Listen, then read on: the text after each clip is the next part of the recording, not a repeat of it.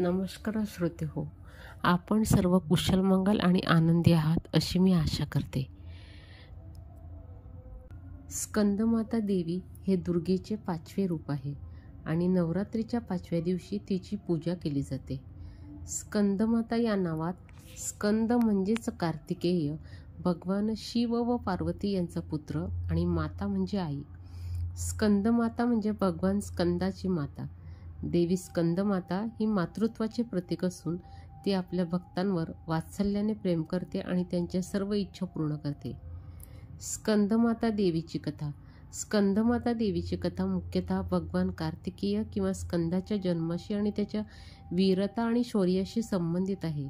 एकदा असुरराज तारकासुराने कठोर तपश्चर्या करून ब्रह्मदेवाचा वर प्राप्त केला होता की त्याला केवळ शिवाचा पुत्रच मारू शकेल. तारकासुराच्या या वरदानामुळे तो अत्यंत शक्तिशाली झाला आणि त्याने देव, मानव व राक्षसांवर अत्याचार करायला सुरुवात केली.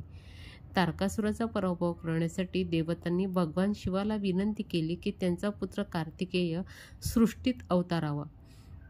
भगवान शिव व पार्वती यांचा पुत्र कार्तिकेय म्हणजेच स्कंद याचा जन्म झाला. कार्तिकेय बालपणातच एक वीर योद्धा बनला. त्याने तारकासुराचा वध करून देवतांना तारले. स्कंदमाता म्हणून देवी पार्वतीची पूजा केली जाते कारण तिने आपल्या पुत्राला तारकासुरासारख्या दैत्याशी लढण्यासाठी तयार केले आणि त्याला जगाच्या रक्षणासाठी पाठवले. स्कंदमाता देवीचे स्वरूप अत्यंत सुंदर आणि वात्सल्यपूर्ण आहे. ती आपल्या 5व्या हातात स्कंद म्हणजे कार्तिकेय याला घेऊन सिंहावर स्वार आहे. तिचे स्वरूप 4 भुजाधारी आहे, म्हणजे तिच्या 4 हातांमध्ये शस्त्रे, कमळ आणि भगवान कार्तिकेय आहे. ती पूर्णतः उज्ज्वल आणि तेजस्वी आहे आणि तिच्या चेहऱ्यावर नेहमी शांतता व प्रेमाचा भाव असतो. देवी स्कंदमातेचे रूप भक्तांसाठी मातृत्वाच्या प्रेमाचे प्रतीक आहे. तिच्या उपासनेने भक्तांना शांती, सुख आणि समृद्धी प्राप्त होते. स्कंदमाता देवीची पूजाविधी. नवरात्रीच्या 5व्या दिवशी भक्तांनी स्नान करून स्वच्छ वस्त्र धारण करावीत. देवी स्कंदमातेला पिवळ्या किंवा लाल फुलांनी पूजावे. देवीच्या चरणी धूप, दीप, नैवेद्य अर्पण करावे आणि देवीच्या स्तोत्राचे पठण करावे. विशेषतः या दिवशी भगवान स्कंदाचीही उपासना करावी कारण स्कंदमाता देवी आपल्या पुत्रासोबत पूजली जाते.